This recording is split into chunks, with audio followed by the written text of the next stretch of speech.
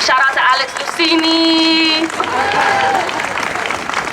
So I'm going to say what we all are so lucky to be able to say, and we all say it with pride and love. That's one of my former students. And ladies and gentlemen, that's what this is about. This is about two things. This is about pride and this is about love. Every day you get up and you get yourselves prepared to give everything you have to our kids. And you go into a building that many times is less than.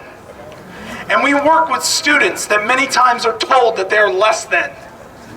And all they have to do to be reminded of that, and all that we have to do to be reminded of that, is look in the Providence Journal. And all that does is make our work much more difficult. It makes the work of the teacher and it makes the work of the student much more difficult. So where my frustration has come in with Achievement First is that if you want to open another school, if you want to do something, okay, do that. But don't come with the excuse of they're failing. People say that. They've never even been in any of our schools. I could not believe that. We're at RIDE, and there was a state representative that said, you know, I took a tour of Achievement First. I think it's great. And I went and I spoke to him, and I found out that he had never actually toured a Providence building, Providence school. I couldn't believe it. Where is the pride in that? So what I'm asking us to do today is I'm asking us to continue to show that pride.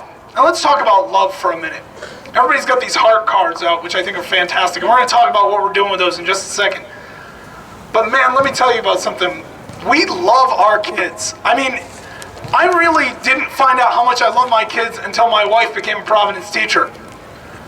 Because it would be Friday night or it would be Saturday morning or Saturday afternoon. I'd say, hey hon, let's go do something. And there she is sitting at the table arranging music for her students or correcting papers for her students and doing all that. That's true love. That's love for our kids. So please don't let people tell you that you don't love your students, because we all know that you do. Here's what we're going to do. We're going to make this a lot of fun coming up. This is the launch of a real campaign to ask the mayor to veto this expansion and to start to put his emphasis on our schools and our kids. We're here for them. He needs to be there for us.